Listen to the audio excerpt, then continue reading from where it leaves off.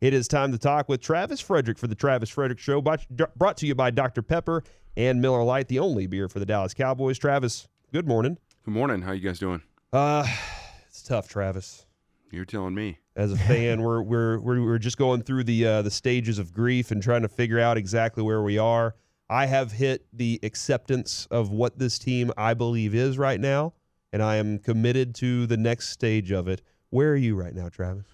We're just getting our bodies back together. Just got done with a lift, trying to prepare for the Redskins this week, and we'll go up and watch the film today, get that all cleaned up, and get our eyes forward.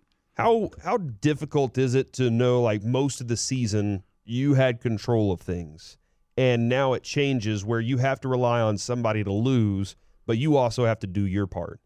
Yeah, you never want to be in a spot where you don't control your own destiny, and unfortunately that's the spot that we've put ourselves in. And I think the thing that we have to focus on the most is controlling what we can control. We're gonna hope that the Giants can pull out a win next week, and we need to focus on beating the Redskins and putting ourselves in a place that if things work out correctly, that we're ready and prepared. But Travis, I was going to ask you, with Dak not practicing the majority of the week, do you feel like that maybe affected you guys early in that game and as it went throughout the game? We saw some of the things, missing some throws. It looked like the protection, you guys did a good job of holding up front and giving him an opportunity. But do you feel like as a player, him missing that practice time might have affected the way he played in that game? It's really hard to say. I know as you become more veteran and the more time that you spend practicing, the less time that you have to spend practicing, if that makes any sense. No, it does. So, a lot of that stuff you can get away with not practicing a little bit, and he was limited during the week and was thrown a little bit. So I don't know exactly what it is to blame there. I know that there was some stuff going on in multiple different situations, and it just didn't work out correctly. Whether it was sometimes a bad throw, sometimes it was bad protection, sometimes it was a missed opportunity to catch the ball. It just wasn't working out. We weren't all in sync and doing it all at the same time. Did you feel like the game plan was the right plan for what y'all were doing? I mean, because y'all got the look that you wanted there at the end of the game, but Amari Cooper wasn't out on the field. And don't you want that guy to be out there in that moment?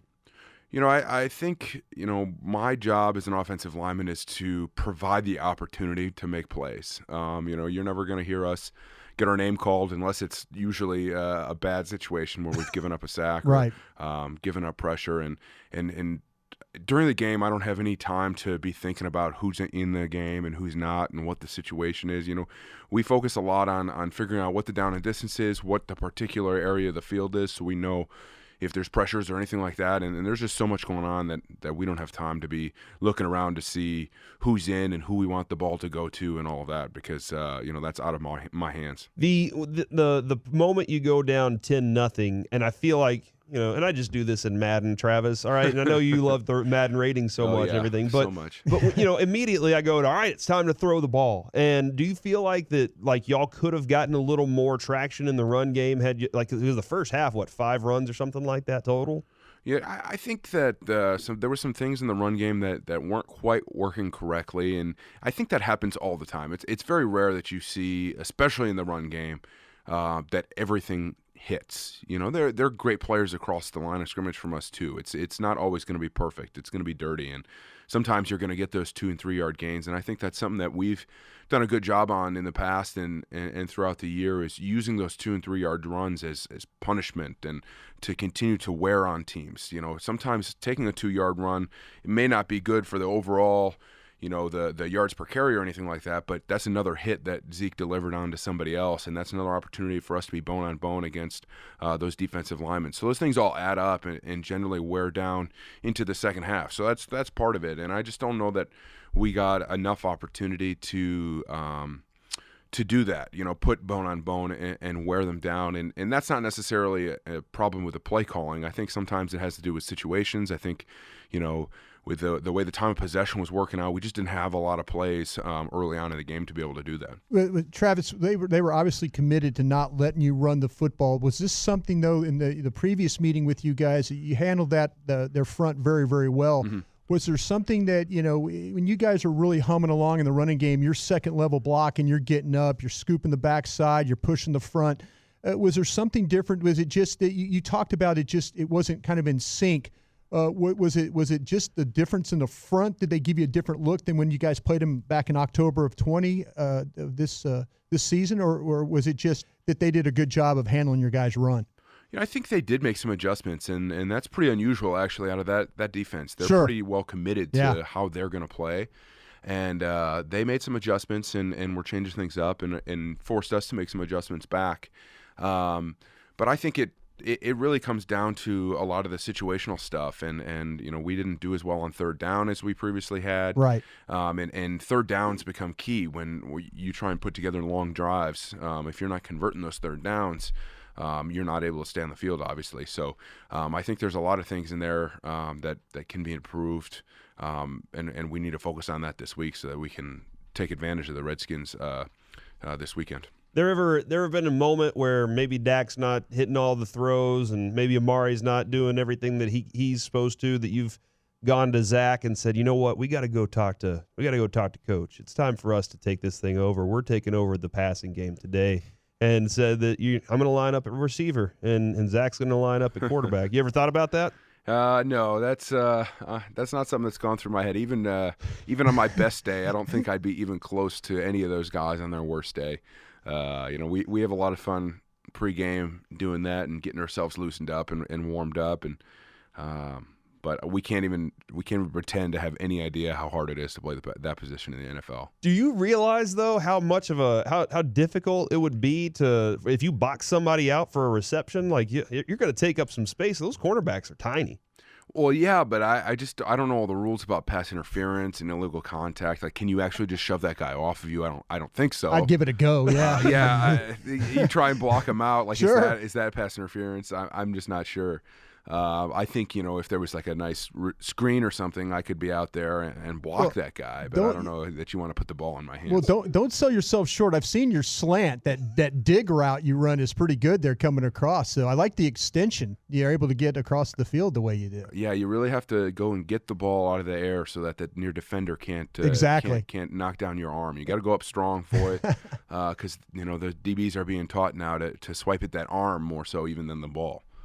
Travis, in seriousness here, though, we kind of we're talking about motivations and stuff, and Coach mentioned last week, kind of learned that he showed you some clips, of things you guys had done well throughout the years, and he, but did you feel like, though, we've had this discussion, is this a type of game where you don't need one of those speeches? You don't need this. You don't need, as players, you should step up and, hey, this is a game for all the marbles here. Do we need the motivational speeches and stuff like that for games like this? I think for any game, in the profession that we're in, if you aren't motivated enough to play your best game without a speech, right, you're in the wrong profession. We're all out here putting our bodies on the line, trying to play for ourselves and our family and our team and our brothers. And if you're one of the people that isn't hyped up enough to go out and play the game at the top level, sometimes you need to think about where you're at and why that is. And so the motivational speeches are great, and it's the head coach's job to provide that inspiration and sort of that I would say even more so direction. But I think it's on the players to motivate themselves to be able to play their best game. Well, I think one of the criticisms from the fan base right now is that it looks like there's a lack of fire. It feels like coming out and starting the game off, there's just something missing. And I know a while back Zeke said, I can't quite put my finger on what it is. Being in that locker room, being part of it, have you figured it out? I have not, because if you stepped in the locker room before the games, you'd see a really intense, focused group of driven men that are ready to go, and you can see it in everybody's eyes. You can feel it in the air. Like, people are excited and ready to go.